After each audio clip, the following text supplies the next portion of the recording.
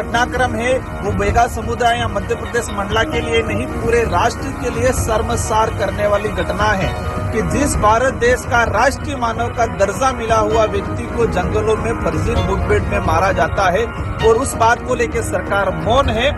यही मामला किसी अन्य समुदाय में कुछ हुआ होता तो शायद मुझे जहां तक लगता है पूरे देश में माहौल होता।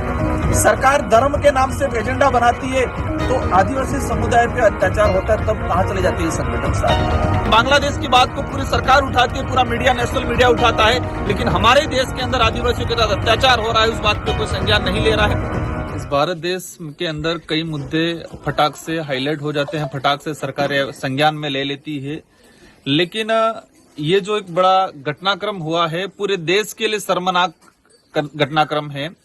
ये आदिवासी समुदाय के अंदर बेगा समूह जो भारत देश का एक राष्ट्रीय मानव का दर्जा मिला हुआ है, जिस तरह से राष्ट्रीय पक्षी, राष्ट्रीय पशु का जो दर्जा दे रखा है, इस तरह से राष्ट्रीय मानव का दर्जा बेगा समुदाय को दे रखा है। 2012 के अंदर इस राष्ट्रीय मानव का दर्जा देने के पीछे सरकार का, सामाजिक संगठनों का उद्देश्य यही था कि ये जनजाति लुप्त होती जा रही है, ये जनजाति मुख्य धारा से दूर जंगलों में अपना जीवन यापन करती है। आज बड़े दुख के साथ मुझे कहना पड़ रहा है, मेरा संसदीय क्षेत्र बांसवाड़ा डूंगरपुर राजस्थान है। मैं भारत आदिवासी पार्टी से सांसद हूं। मैं विधानसभा में पहले, आज लोकसभा में आदिवासी और देश के मूलवासियों, एसटी, एससी, ओबीसी, गरीब तबके की आवाज को लेके मैं लड़ता रहा हूं, हमारी पार्टी भी लड़ती आ रही है। जैसे हमें जानकारी मिली 12 तारीख को कि मध्य प्रदेश के अंदर बेगा समुदाय, जिसको एक फर्जी नक्सली मुठभेड़ के अंदर मारा गया, जब हम वहां से सोशल मीडिया के माध्यम से, फोन के माध्यम से इसकी तह तक गए और ये जानकारी मिली कि एक गरीब परिवार का व्यक्ति जो अपना जीवन यापन करने के लिए, और बेगा समुदाय का एक विशेष ये रहा है कि वो जंगलों से जाके जड़ी बूटियां लाके, लकड़ियां लाके, गूंद लाके अपना जीवन यापन करता है। वो सुबह 10 बजे 9 मार्च को सुबह 10 बजे अपने घर से निकला और 3-4 घंटों के बाद जंगल में कोई फर्जी नक्सली मुठभेड़ के नाम से इसको मार दिया गया। एक गंभीर मामला और जो शक का दायरा जो पहली प्रायोरिटी में आता है कि 9 तारीख की घटनाक्रम, परिवार 3 से 4 दिन ढूंढता रहा, इसकी पत्नियां दर दर भटकती रही, पूरा परिवार दर दर भटकता रहा और अंतिम में जाके पुलिस थाने में जाके रिपोर्ट दिया कि मेरा पति गायब हो गया, लापता की रिपोर्ट दी। इसके बाद पुलिस कहती है कि आप जाओ हॉस्पिटल में।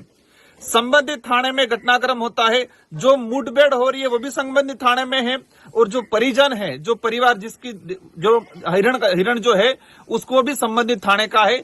इससे ये पोल खुल जाती है कि हर थाने के अंदर बीट प्रभारी, बीट इंचार्ज जो होते हैं, हर व्यक्ति को अपने थाना सर्कल, अपने बीट इंचार्ज का डाटा रहता है। 4 दिन तक संबंधित थाने को ये नहीं पता चला कि आदमी हमारे थाने सर्कल का है कि नहीं है। नहीं पुलिस ने आगे से इसका कोई पर्चा या इसका फोटो वायरल किया कि ये व्यक्ति कौन है। इससे ये पता चल जाता है कि ये सारा का सारा फर्जी मुठभेड़ था। ऐसे पूर्व में कितने प्रकार के घटनाक्रम, कितने मुठभेड़ हुए होंगे, कई ऐसे लापता। मैं आज ये घटनाक्रम से मेरे संज्ञान में आया है कि हमें देश में ऐसे लापता लोगों की भी जानकारी कलेक्ट करने की जरूरत है, जिनको कई हो सकता है इन फर्जी मुठभेड़ के नाम से कहीं दफना दिया गया हो।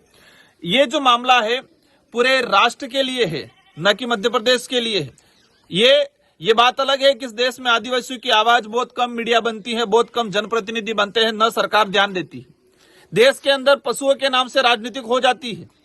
देश के अंदर पूरे अन्य राज्यों में, जैसे कि हम बात अन्य देश के अंदर बांग्लादेश की बात करें, बांग्लादेश में गलत हुआ, हम भी इसको कहते हैं गलत हुआ, लेकिन बांग्लादेश की बात को पूरी सरकार उठाती है, पूरा मीडिया, नेशनल मीडिया उठाता है, लेकिन हमारे देश के अंदर आदिवासियों के साथ अत्याचार हो रहा है उस बात पे कोई संज्ञान नहीं ले रहा है।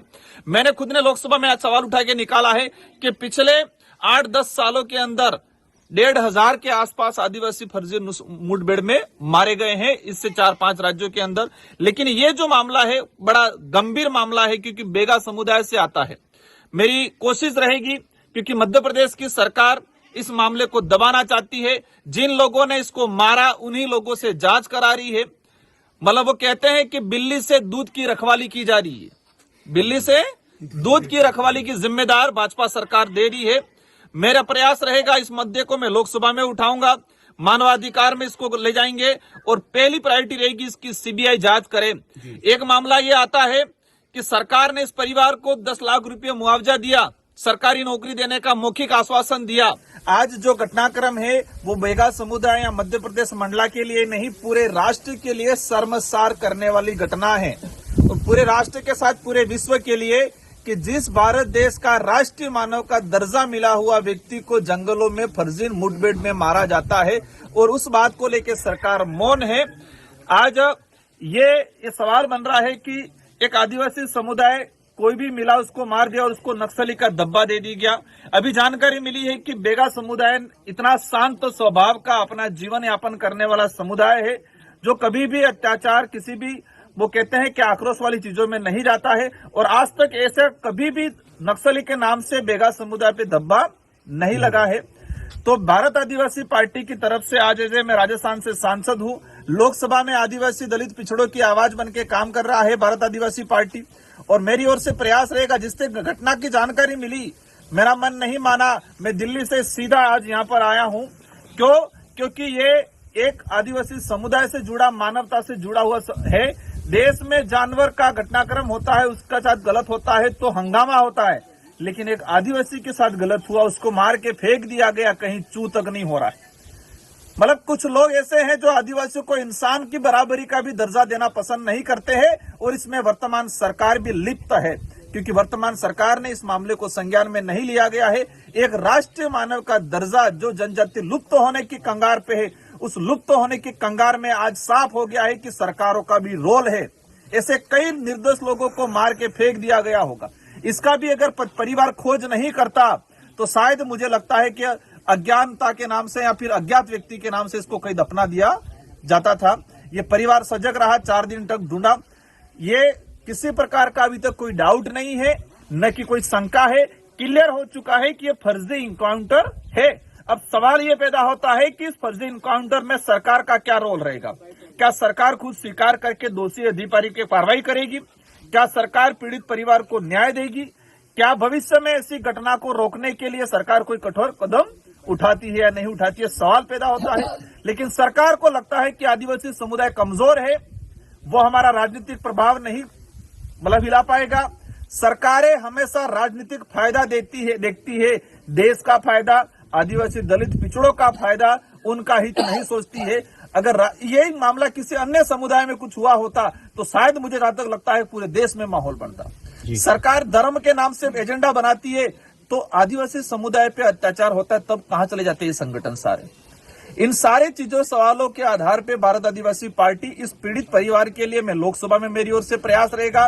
साथ ही मैं सीबीआई से जांच कराने के लिए मैं स्वयं गृह मंत्री जी से अनुरोध करूंगा कि सीबीआई जांच हो और जो भी दोषी अधिकारी है संबंधित थाना से लगा के जितने अधिकारी है उनको तत्काल हटाए, क्योंकि जो अधिकारी इसको मारने में लिप्त है वही जांच कर रहे हैं। कहा जाता है कि दूध की रखवाली बिल्ली से नहीं की जा सकती है।